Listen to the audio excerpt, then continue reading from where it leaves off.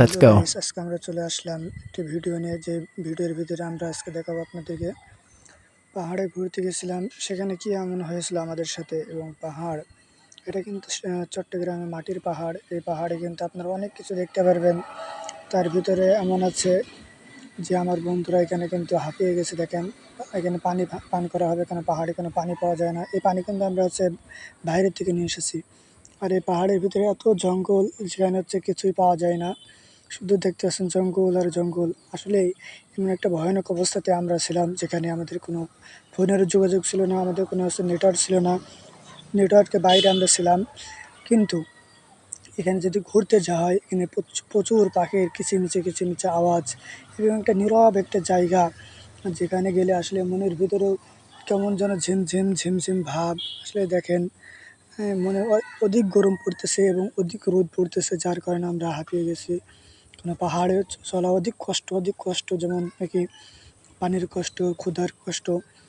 এবং আমরা এখানে গিয়ে মানে দুপুরে তো আমাদের খেতে হবে, যাতে হোক আমরা সকালে গেছি, আরও সন্ধ্যায় আসবো পাহাড় ঘুরে। যাতে হোক আমাদের এখানে রান্না বাড়ার ব্যবস্থা করা হবে, এবং আমাদের সাথে কোথায় আইটেম করা যায় এটা আমাদের বন্ধুরা মিলেমিশে পরামর্শ হচ্ছে।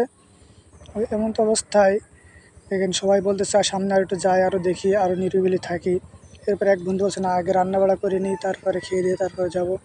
যাকে আমরা রান্নাবাড়ার আইটেম শুরু করলাম। এই আইটেমের মধ্যে আমাদের আছে পোলট্রি, মুরগি গোস্ত, দেখেন ঝাল পেঁয়াজ। এবং আমরা যে রান্না করবো, এখানে কিন্তু কোনো পানি নাই। পাশেই আপনাদের দেখাবো যে পাশে একটা নদী ছিল, যেখানে ঝর্ণার পানি প্রবাহিত হয়েছিল। ওই ঝর্ণা থেকে আমরা কিন্তু পানি নিয়ে এসে এখানে রান্নার কাজ করতেছি। এবং আমার এক ভাই দেখেন রান্না খুব সুন্দর রান্না করতে পারে। যদি কারোর বিয়ের অলিমার দাওয়াত থাকে, তাহলে ওই ভাইকে নিয়ে যাবেন। আমার সাথে ইনশাল্লাহ যোগাযোগ করলে আমি আপনাদেরকে যোগাযোগ করিয়ে দেবো। ওই ভাই অধিক পরিমাণ রাঁধতে পারে এবং রান্নাটা খুব সুস্বাদু হয়েছে। এবং এক ভাই দেখেন ভিডিও করতেছে আমাদের সামনে। এবং আমরা এখানে বসে, গরমের দিনে ছিল তো আম কাটতেছি, আম খেয়ে তারপর রান্নাবেলা সারবো। জাতীয় আম ভর্তা কিন্তু অনেক ভালো লাগে, মানুষের জিভে পানি চলে আসে। জাতীয় ঝাল মরিচ দেওয়া, পেঁয়াজ দেওয়া, এবং আম ভর্তা করে কাঁচা আম অধিক স্বাদ লাগে। আর এখানে আমাদের ভাইরা কিন্তু আগুন ধরানোর জন্য চেষ্টা করছে, কিন্তু আগুন ধরতেছে না, যাতে হোক মাটিটা ভেজা। আমরা মাটিটা আস্তে আস্তে আস্তে আস্তে আগুন তাপ দিয়ে শুকাই নেবো। আর এই যে এই পানি দ্বারা কিন্তু আমরা রান্না করেছিলাম, যদিও পানি অল্প ছিল, তবুও পরিষ্কার পানি, পরিচ্ছন্ন পানিগুলো আমরা রান্না করতেছি। এবং দেখেন উপরে আরে জঙ্গল, জঙ্গল আর জঙ্গল। যাই হোক, এখানে কোনো মানুষকে যদি হত্যা করা হয় বা কোনো মানুষকে যদি এখানে রেখে দেওয়া হয়, সে আতঙ্কই মারা যাবে। নিরিবিলি যদি একা রাখা হয়, তাহলে সে হয়তো মারা যেতে পারে, কেননা এখানে অধিক জঙ্গল। আর যেহেতু আপনারা জানেন যে পাহাড় অঞ্চলে ভয়ানক ভয়ানক সাপ, ভয়ানক ভয়ানক হিংস্র প্রাণী থাকে। এই জন্য যদি আমাদের একটু ভয় ভয় লাগছে, ভয় অপেক্ষা করে আপনাদের সামনে ভিডিও আনতেছি। দেখেন কত সুন্দর রান্না বাড়া। আমার এক ভাই মরিচ চলতেছে, মরিচ চিরার পর এখানে দেখেন ভাইয়ের কিন্তু বডিটা সেই লাগছে। হ্যাঁ, এই জন্য এক ভাই বলছে তোর বডিটা তো সেই লাগছে। ও ভাই আবার আর কি বলছে, হুট শালা। আসলে আমাদের এখানে রান্না বাড়ার মজাটা খুবই সুন্দর ছিল, খুবই দারুণ ছিল। এটা মিস করবো হয়তো এখন। যাক, আপনাদের সাথে দেখানোর জন্য, আপনাদের সাথে থাকার জন্য আপনাদেরকে ধন্যবাদ জানাই। এবং আমাদের পরবর্তী ভিডিও কীভাবে রান্না করেছি, কীভাবে খেয়েছি, এবং পাহাড় ঘুরতেছি কীভাবে, এগুলো দেখার জন্য আপনারা আমাদের চ্যানেলটি সাবস্ক্রাইব করবেন এবং আমাদের সাথেই থাকবেন।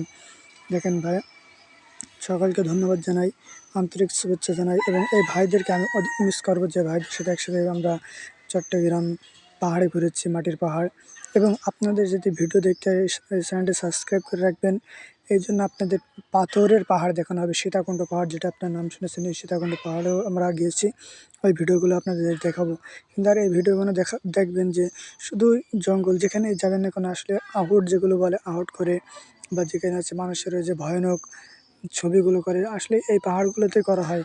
কারণ এই পাহাড়গুলোতে কেমন মানুষ থাকে না, কোনো মানে যানবাহনের ব্যবস্থা থাকে না, শুধু হাঁটতে হবে আপনাকে। আর কোনো ভাই যদি ঘোড়া নিয়ে এসে এখানে ঘোড়া দৌড়ে চলে, তাহলে এখানে মনে করেন যে উম, পথ শেষ হবে না, পাহাড় আর পাহাড়, পাহাড়ের মাঝখান দিয়ে অধিক রাস্তা।